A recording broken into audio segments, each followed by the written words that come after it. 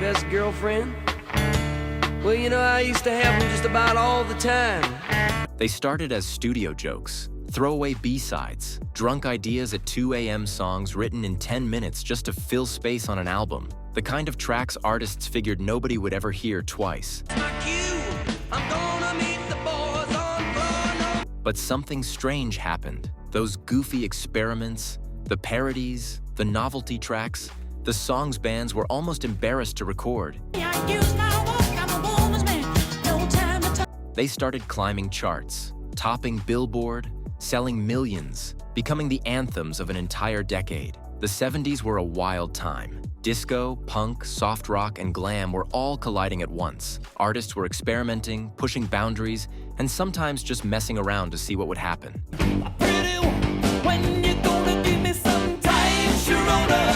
Turns out, some of the best things that happened were complete accidents. These are the stories of 10 songs from the 1970s that nobody took seriously until the whole world couldn't stop singing them. Number 10, Convoy, CW McCall. In 1975, CB radios were everywhere.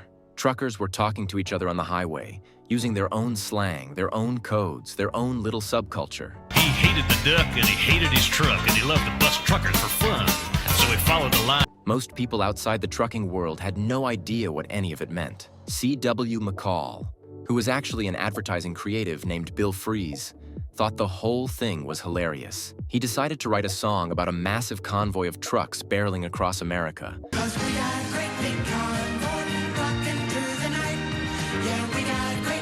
Dodging cops and breaking laws. He packed it with trucker lingo that sounded almost like a foreign language. Breaker 19, rubber duck, bear in the air. It was absurd. It was playful. It was not meant to be a serious recording. The song was basically a comedy sketch set to music. A novelty track about an imaginary rebellion on wheels. Then it hit radio. Convoy shot to #1 on the Billboard Hot 100 and topped the country chart simultaneously. It sold millions of copies and sparked an entire cultural moment. Suddenly, everyone wanted a CB radio. Hollywood rushed out a movie based on the song. Truckers became folk heroes overnight. McCall never came close to replicating that success. He didn't need to. One joke about truckers talking on the radio turned into a nationwide obsession. Sometimes the culture is just waiting for someone to give it a voice, even if that voice is saying absolutely nothing serious. Number 9, Kung Fu Fighting. Carl Douglas. Carl Douglas walked into the studio in 1974 to record a serious soul ballad called I Want to Give You My Life. That was supposed to be the A-side. It was Kung Fu Fighting. The hit, the song that would launch his career. But they finished early. There were about 10 minutes of studio time left. The producers suggested they knock out a quick B-side just to have something to put on the flip of the single. Douglas had this goofy little tune he'd been messing around with, inspired by the Kung Fu movie craze that was sweeping through cinemas. Bruce Lee was everywhere. Everybody was obsessed with martial arts flicks. So they recorded Kung Fu Fighting in roughly 10 minutes. One take, minimal effort, a throwaway track that nobody expected anyone to actually listen to. There was Funky Billy Chin and Little Sammy Chung. He said, Then DJs flipped the record over. Kung Fu Fighting exploded. It hit #1 in the UK and the US simultaneously. It sold over 11 million copies worldwide, becoming one of the best-selling singles of all time. That serious soul ballad Douglas poured his heart into, completely forgotten. Sometimes the B-side is the only side anyone remembers. Number 8, Short People. Randy Newman. Randy Newman thought he was being obvious. So obvious that nobody could possibly miss the joke. Short people got no reason to live. The opening line was deliberately ridiculous. short people got no reason. Short people. Exaggerated prejudice pushed to the point of absurdity.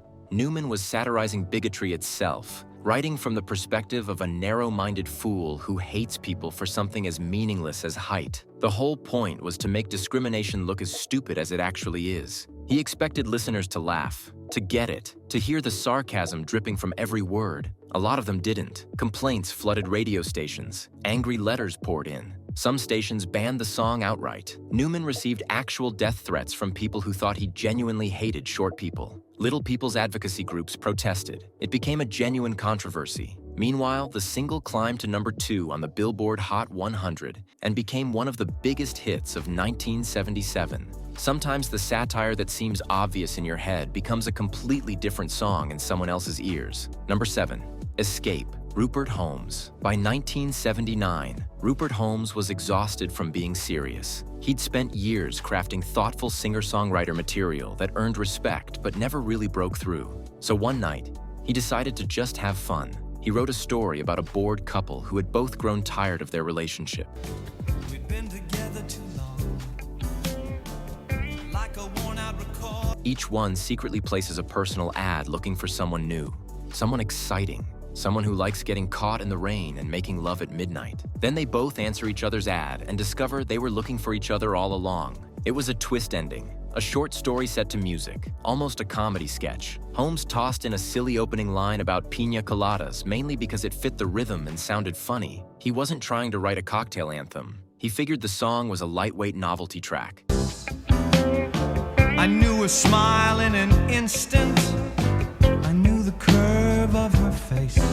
The kind of thing you bury on side 2 of an album and hope nobody notices. Sometimes the song you write just to amuse yourself is the one the whole world decides to take seriously. Number 6. Disco Duck, Rick Dees. Rick Dees was a radio DJ in Memphis, spending his nights spinning records and cracking jokes on the air. He wasn't a serious musician. He wasn't trying to launch a recording career. He just thought disco was getting a little ridiculous and wanted to poke fun at it. So he wrote Disco Duck, a goofy novelty track featuring a quacking duck voice over a standard disco beat.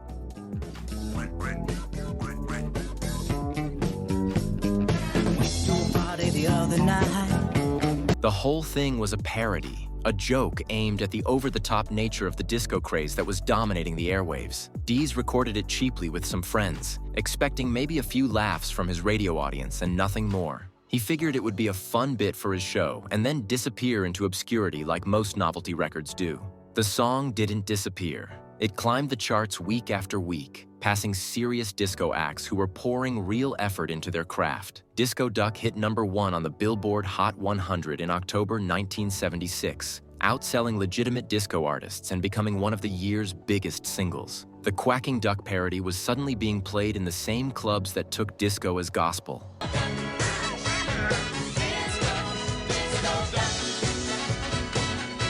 Sometimes the best way to dominate a genre is to make fun of it while secretly giving people exactly what they wanted all along. Number 5. Monster Mash, Bobby Boris Pickett. Monster Mash wasn't technically a 70s song. Bobby Boris Pickett originally recorded it in 1962 as a Halloween novelty. I was working in the lab late one night when my doing his best Boris Karloff impression over a campy rock and roll beat. It hit number 1 that October and became a seasonal classic, the kind of song that gets pulled out every Halloween and then put back in the closet until next year. But in 1973, something unexpected happened. A radio station decided to spin it again just for fun. Then another station picked it up, then another. Suddenly Monster Mash was climbing the Billboard charts all over again, more than a decade after its original release. It peaked at number 10 in August 1973. Proving that a novelty song could have multiple lives if the timing was right. Pickett had spent the years between releases trying to recapture that magic. He recorded sequel songs. He leaned into the monster character. Nothing worked. The public only wanted the original.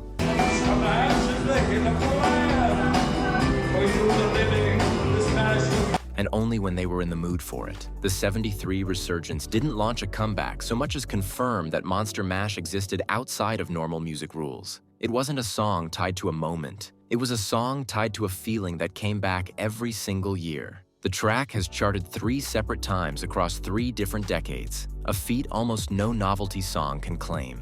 Pickett rode that one joke for the rest of his life, performing it at Halloween events until he passed away in 2007. One silly impression of a horror movie actor turned into a permanent entry in American pop culture. Sometimes a joke doesn't need to evolve. It just needs to find the right moment to tell itself again and again. Number 4. Smokin' in the Boys' Room, Brownsville Station. Brownsville Station was a Michigan rock band grinding through the early 70s club circuit, playing loud and loose and not taking themselves too seriously. They weren't writing songs meant to last forever.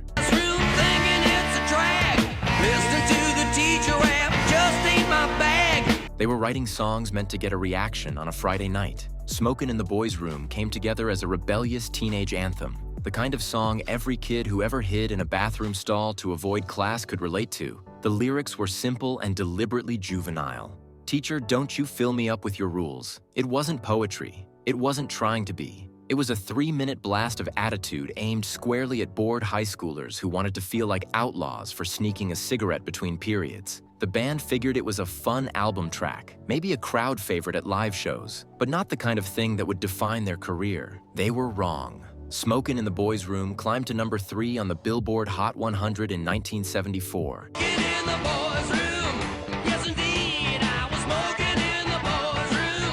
Becoming their only real hit, and cementing them as a one-song band in the eyes of the public. The song took on a second life when Motley Crue covered it in 1985, introducing it to a whole new generation and pushing it back into the top 5. Brownsville Station's throwaway Teenage Rebellion anthem had somehow become a rock standard, covered and referenced for decades after they wrote it as a joke about skipping class. The guys who weren't trying to write anything important accidentally wrote something that never went away. Sometimes the dumbest song in the room is the one everyone secretly needed to hear. Number 3. My Sharona, the Knack. Doug Feger was 25 years old and completely obsessed with a 17-year-old named Sharona Alperin. He wasn't trying to write a career-defining anthem. Mystery, kissing me, running down the length of my thighs, Sharona. He was trying to impress a girl. Guitarist Berton Aver came up with that iconic riff in about 15 minutes, and the whole song came together fast and loose. To the band, it felt like bubblegum pop. A fun, catchy track people would enjoy for one summer and then forget completely. Oh, my little pretty one, my pretty one. My Sharona didn't fade. It rocketed to number 1 and stayed there for 6 weeks straight, becoming Capitol Records' biggest single since the Beatles. That punchy riff became inescapable, dominating radio and defining the sound of 1979. A quick crush song written to chase a girl became one of the decade's most enduring rock anthems. Sometimes the fastest songs stick around the longest. Number 2. Stayin' Alive, Bee Gees. The Bee Gees didn't set out to write the ultimate disco anthem. They were grinding through the Saturday Night Fever soundtrack under intense deadline pressure, throwing ideas at the wall and seeing what stuck. Stayin' Alive came together as a song about survival in a rough city.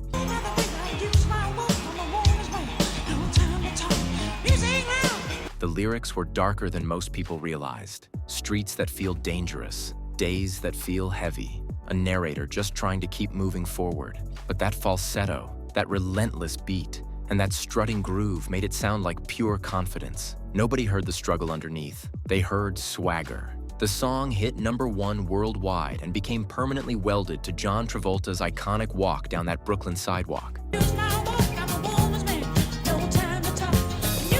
Barry Gibb later admitted they wrote it fast and never expected it to define them forever. The song about barely hanging on became the ultimate anthem of confidence. Number 1.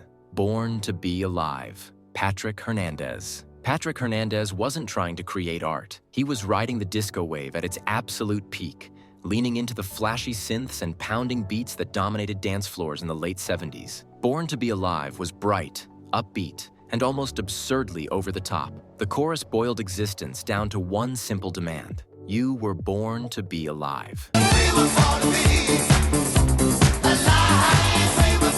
It felt more like a party slogan than a serious musical statement. The song exploded across Europe and beyond, selling millions of copies and turning Hernandez into an international star overnight. He never landed another hit anywhere close to that scale. But this one track stamped his name permanently onto the decade. Some listeners heard pure joy. Others heard gentle parody of disco excess. Either way, the effect was the same. And that's our list of joke songs from the 70s that climbed all the way to the top. Which one surprised you most? Drop your picks in the comments. Smash subscribe for more old school rock stories. See you in the next one.